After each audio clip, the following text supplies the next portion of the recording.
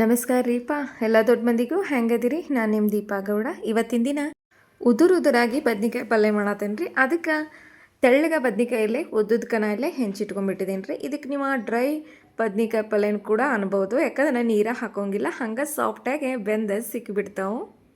ಇನ್ನು ತೆಳ್ಳಗೆ ಏನು ಹೆಂಚಿಟ್ಕೊಂಡಿನಿ ಅಲ್ರಿ, ಅವನ್ನ ಒಂದು ಪಾತ್ರೆಗೆ ಹಾಕಿ ಸ್ವಲ್ಪ ಉಪ್ಪು ಸೇರಿಸಿ ನೀರು ಹಾಕಿ ಒಂದು 2 ನಿಮಿಷ ಇಟ್ಕೊಂಬಿಡೋಣ್ರಿ. ಒಗ್ಗರಣೆ ಎಲ್ಲ ರೆಡಿ ಆಗೋವರೆಗೂ ಹಿಂಗೆ ಉಪ್ಪಿನ ನೀರಾಗಿರಲಿ, ಯಾಕಂದ್ರೆ ಕಪ್ಪಾಗಿ ಬಿಟ್ಟಿರ್ತಾವೆ. ಸ್ವಲ್ಪ ಕಪ್ ನೀರೆಲ್ಲ ಬಿಟ್ಟು ಬಿಡಲಿ. ಇನ್ನು ಈ ಕಡೆ ರೀ ಒಂದು ನಾನ್ ಸ್ಟಿಕ್ಕಾಗಿ ಕಡ ಇಟ್ಕೊಂಡೇನಿ ರೀ. ಸ್ವಲ್ಪ ಎಣ್ಣೆ ಹಾಕ್ಕೊಂಡೇನಿ. ಎಣ್ಣೆ ಕಾದಿಂದ ಜೀರಿಗೆ ಸಾಸಿವೆ ಹಾಕಿ ಒಗ್ಗರಣೆ ರೆಡಿ ಮಾಡತ್ತನಂತ. ಇನ್ನು ಜೀರಿಗೆ ಸಾಸಿವೆ ಎಲ್ಲ ಚಟಪಟ ಅಂತ ಸಿಡಿಯುವಾಗ ನಾ ಇಲ್ಲೇ ಉದ್ದಕ್ಕೆ ಉಳ್ಳಾಗಡ್ಡೆ ಹೆಂಚಿಟ್ಕೊಂಡೇನಿ ರೀ. ಅವನ್ನ ಇಲ್ಲೇ ಸೇರ್ಸಾತೇನಂತ. ಅದ್ರ ಮೇಲೆ ಕರಿಬೇವನು ಇತ್ತು, ಎಲ್ಲ ಮಿಕ್ಸ್ ಮಾಡತ್ತೇನೆ ರೀ. ಇನ್ನು 1 ನಿಮಿಷ ಇದು ಒಂಚೂರು ಸಣ್ಣ ಉರಿ ಒಳಗೆ ಎಲ್ಲನೂ ಹೊಳ್ಸಾಡ್ಕೊತ ನಿಂತು ಬಿಡೋಣಂತ. ಈ ಬದ್ನಿಕಾಯಿ ಒಳಗೆ ರೀ ಭಾಳ ಥರ ಮಾಡ್ತಾರೆ ರೀ. ಹೋಳ ಹೆಸ್ರು ಬದ್ನಿಕಾಯಿ ಪಲ್ಯ ಅಂತಲೂ ಕರಿತೀವಿ. ಈಗ ನಾ ಇಲ್ಲೇ ಶುಂಠಿ ಮತ್ತು ಬೆಳ್ಳುಳ್ಳಿನ ಹಾಕತ್ತನಂತ.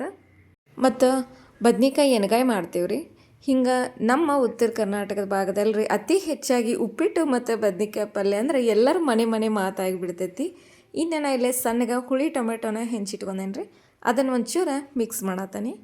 ಇದೊಂಚೂರು ಸಾಫ್ಟ್ ಆಗೋವರೆಗೂ ಹುರ್ಕೊತ ಇರೋಣಂತ.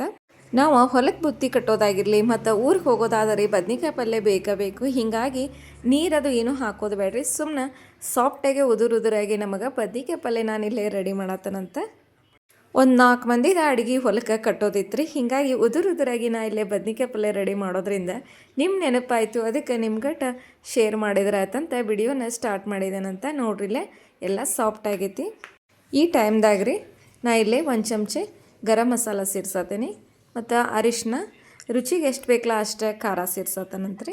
ಇನ್ನು ಎಲ್ಲನೂ ರೀ ಮಿಕ್ಸ್ ಮಾಡ್ಕೊಂಬಿಡೋಣಂತ. ಉಪ್ಪು ಖಾರ ನಿಮ್ಮ ಟೇಸ್ಟಿಗೆ ಅನುಗುಣವಾಗಿ ಹಾಕ್ಕೊಂಬಿಡ್ರಿ.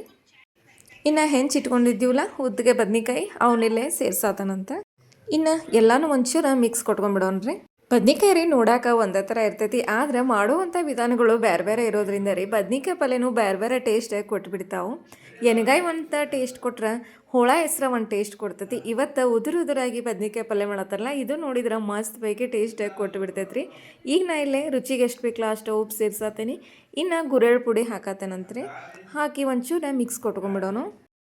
ಆದಷ್ಟೇ ಸಣ್ಣ ಉರಿ ಒಳಗೆ ಅಡುಗೆ ಮಾಡೋಣ್ರಿ, ಯಾಕಂದ್ರೆ ಸಾಫ್ಟಾಗಿ ನಮಗೆ ಬದ್ನಿಕಾಯಿ ಬೆಂದ ಸಿಕ್ಕಿಬಿಡ್ಬೇಕು.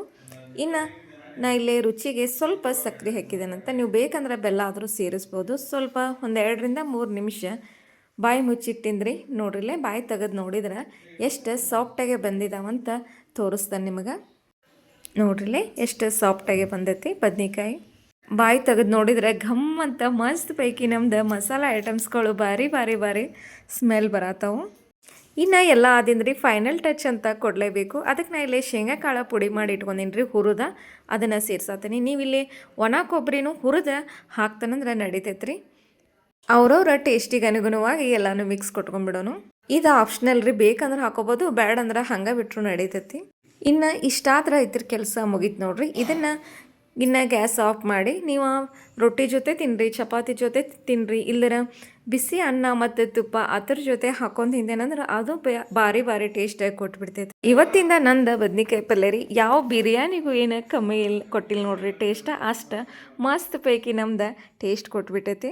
ಇನ್ನು ಎಲ್ಲ ಪಲ್ಯ ಅಂತ ಆಗೈತ್ರಿ. ಇನ್ಯಾಕೆ ತಡ ಮಾಡೋದು, ಹೊಲಕ್ಕೆ 4 ಜನ ಲೇಬರ್ಗಳು ಬಂದಾರೋ, ಅವ್ರಿಗೆ ಬುತ್ತಿ ಕಟ್ಟಂತ ಹೇಳಿದರು. ಹೀಗಾಗಿ ಅದ ಬದ್ನಿಕಾಯಿ ಪಲ್ಯ ಜೊತೆಗೆ ಬೆಂಡೆಕಾಯಿ ಪಲ್ಯ ಬುತ್ತಿ ಕಟ್ಟಿದ್ದೇನಂತ. ಇನ್ನು ಅನ್ನ ಸಾರು ಮೊಸರು ಎಲ್ಲ ರೆಡಿ ಮಾಡಿ ಅದ್ರ ಜೊತೆಗೆ ಜೋಳದ ರೊಟ್ಟಿನೂ ರೆಡಿ ಮಾಡಿ ಚೀಲ ಹೆಂಗೋ ಪ್ಯಾಕ್ ಮಾಡಿ ಬಿಟ್ಟಿದ್ದೇನೆ ರೀ.